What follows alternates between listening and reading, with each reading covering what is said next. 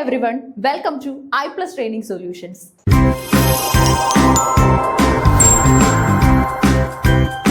ഇന്നത്തെ വീഡിയോയിൽ നമ്മൾ ഡിസ്കസ് ചെയ്യാനായിട്ട് പോകുന്നത് സെറ്റ് ഇംഗ്ലീഷിന് എപ്പോഴും ചോദ്യങ്ങൾ വരുന്ന റൈറ്ററായ ബെറ്റി ഫ്രീഡനെ കുറിച്ചാണ്. ഓക്കെ, അപ്പൊ ബെറ്റി ഫ്രീഡന്റെ വർക്കുകളും അതുപോലെ തന്നെ കോൺട്രിബ്യൂഷൻസും അച്ചീവ്മെന്റ്സും ഒക്കെ തന്നെ എപ്പോഴും ചോദ്യങ്ങളായിട്ട് സെറ്റ് ഇംഗ്ലീഷിന് അപ്പിയർ ചെയ്യാറുണ്ട്.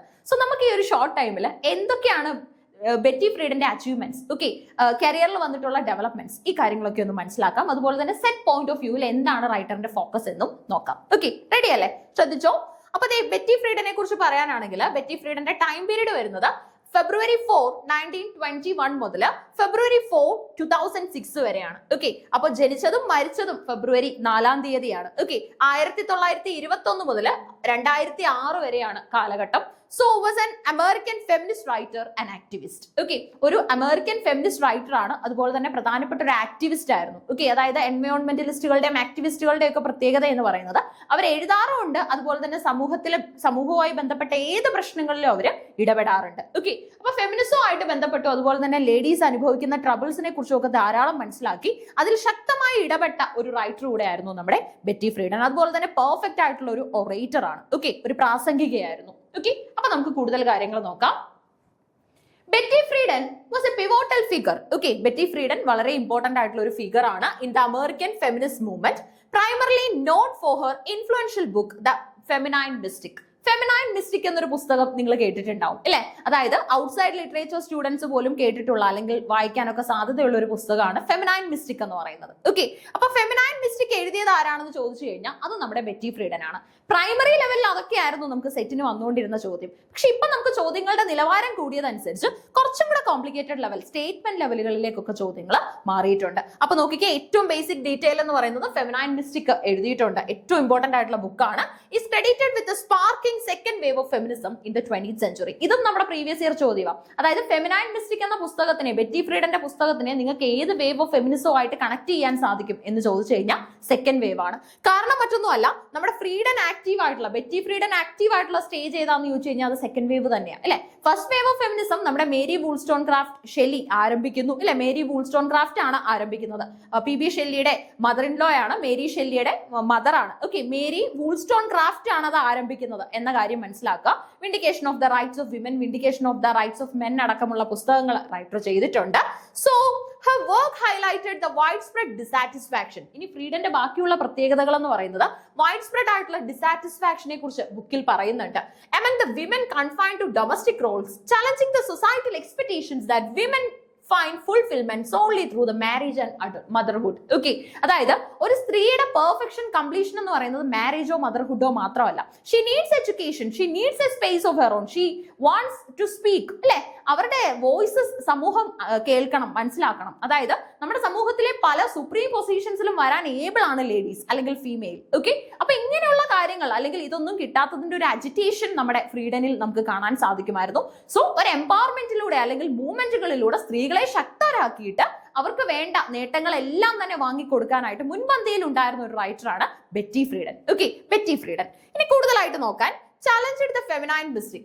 The feminine mystic exposed the pervasive societal narrative that promoted the idea of women finding complete fulfillment in domesticity, revealing the widespread unhappiness and frustration among women who felt stifled by these expectations. Okay, അതായത് women should be confined in the 4 walls of A home. നമ്മൾ കേൾക്കാറുള്ള കാര്യമാണ്. ഒരു സ്ത്രീ എന്ന് പറഞ്ഞു കഴിഞ്ഞാൽ വീടിന്റെ 4 ചുവരുകൾക്കുള്ളിൽ ഒതുങ്ങണം. Okay, അപ്പൊ ഈ പോയിന്റിനെ കൗണ്ടർ ചെയ്യാൻ ആദ്യമായിട്ട് ഒരു വിൽ പവർ കാണിച്ചത് നമ്മുടെ ബെറ്റി ഫ്രീഡൻ തന്നെയാണ്, ഫെമിനൈൻ മിസ്റ്റിക് എന്ന പുസ്തകത്തിലൂടെ.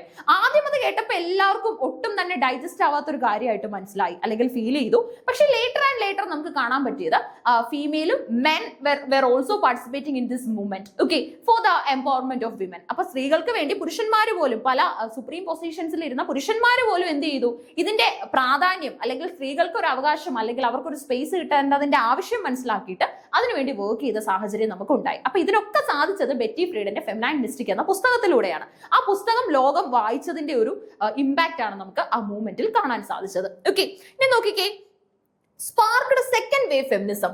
Freedom Freeden's book is widely credited with igniting the second wave of feminism, which focus on issues like reproductive rights, workplace equality, and challenging gender roles beyond the right to vote. Okay, അതായത് gender റോൾസിൽ പലപ്പോഴും നമുക്കറിയാം, ഇപ്പോൾ voting right നമ്മൾ കേട്ടിട്ടുണ്ട്, charter ആക്ടുകൾ നിലവിലുണ്ടായിരുന്നു, അത് പ്രകാരമായിരുന്നു voting റൈറ്റുകൾ കിട്ടിയത് അല്ലെ.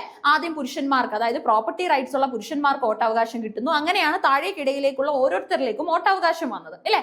ഇനി അതുപോലെ തന്നെ ഏറ്റവും കൂടുതൽ പ്രഷർ അനുഭവിച്ചിരുന്ന നമ്മുടെ ബ്ലാക്ക് വിമൻ കമ്മ്യൂണിറ്റി ഉണ്ടല്ലോ, കാരണം അവർക്ക് ജെൻഡറിന്റെ പേരിൽ ഒരുപാട് ഇഷ്യൂസ് ഉണ്ട്. കാരണം സ്ത്രീയായി ജനിച്ചതിന്റെ പേരിൽ അനുഭവിക്കുന്ന ഒരുപാട് പ്രശ്നങ്ങൾ, പിന്നെ അവർക്ക് റേഷ്യൽ ഡിസ്ക്രിമിനേഷൻ കൂടെ ഫേസ് ചെയ്യേണ്ടതായിട്ട് വന്നു. കാരണം എന്താണ്, അവർ സ്കിൻ കളർ നോക്കുമ്പോൾ ബ്ലാക്ക് ആണ് അല്ലെ. സോ അതിന്റെ പേരിലുള്ള പ്രശ്നങ്ങളും ഈ ലേഡീസ്, ഈ ബ്ലാക്ക് വിമൻ ഫേസ് ചെയ്തിട്ടുണ്ടായിരുന്നു. അപ്പൊ അവർക്ക് വേണ്ടിയും ബെറ്റി ഫ്രീഡൻ സംസാരിച്ചിട്ടുണ്ട്. ഓക്കെ, അപ്പൊ നോക്കിക്കേ, വർക്ക് പ്ലേസ് ഇക്വാലിറ്റി നമുക്ക് ഉണ്ടായിരിക്കണം. കാരണം 2 വേജുകളായിരുന്നു കൊടുത്തുകൊണ്ടിരുന്നത്. പുരുഷന്മാർ ജോലി ചെയ്താൽ കിട്ടുന്ന വേതനം സ്ത്രീകൾക്ക് ലഭിച്ചിരുന്നില്ല. അപ്പൊ അതൊരു ചോദ്യചിഹ്നമായിട്ട് മാറി അല്ലെ, അതിനെ കൗണ്ടർ ചെയ്യാൻ തുടങ്ങി.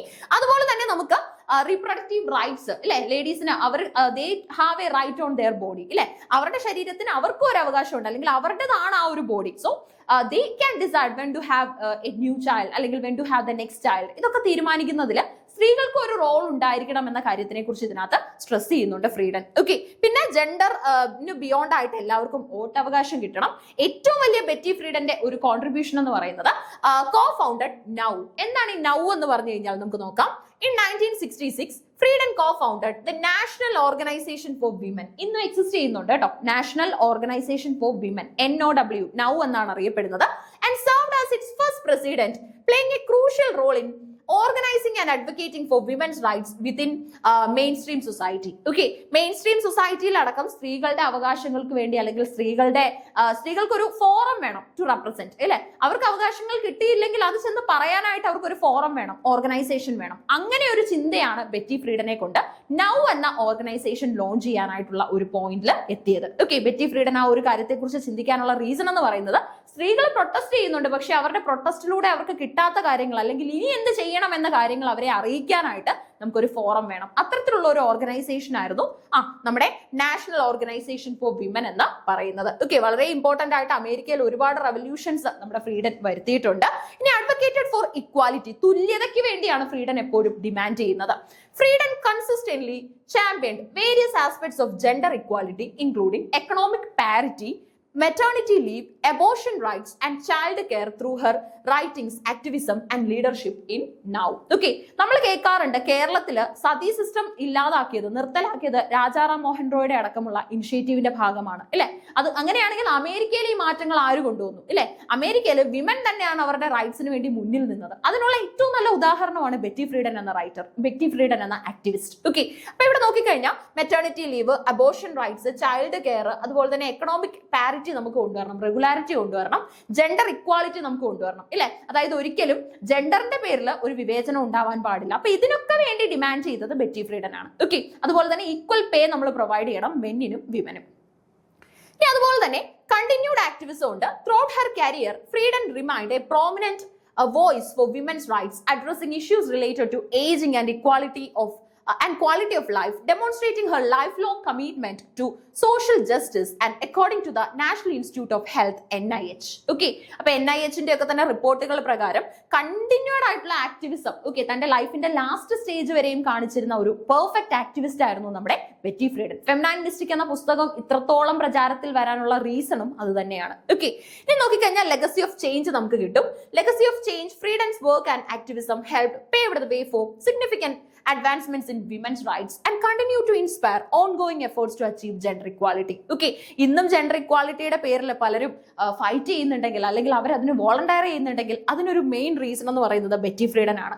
നൗ എന്ന ഓർഗനൈസേഷൻ, ഓക്കെ, നൗ എന്ന ഓർഗനൈസേഷൻ ആണ് ബെറ്റി ഫ്രീഡന്റെ കരിയറിലെ ഏറ്റവും ഇമ്പോർട്ടന്റ് ആയിട്ടുള്ള ഒരു അച്ചീവ്മെന്റ് എന്ന് പറയുന്നത്, നാഷണൽ ഓർഗനൈസേഷൻ ഫോർ വിമൻ. ഇന്നും അവിടെ നമുക്ക് കൃത്യമായിട്ട് നമ്മുടെ ഫോറമായിട്ട് എക്സിസ്റ്റ് ചെയ്ത് പരാതികളും അതുപോലെ തന്നെ എംപവർമെന്റ് റിസൾട്ടുകളും പ്രൊഡ്യൂസ് ചെയ്യാനായിട്ട് സാധിക്കും. അപ്പൊ സെറ്റ് ഇംഗ്ലീഷ് സ്ഥിരമായിട്ട് ചോദ്യം വരുന്ന ബെറ്റി ഫ്രീഡനെയാണ് ഇന്നത്തെ ക്ലാസ്സിൽ നമ്മൾ പഠിച്ചത്. കൃത്യമായിട്ട് ഇത് പഠിച്ചു വെച്ചിട്ട് മാത്രം എക്സാമിന് പോവുക. Keep learning. Thank you.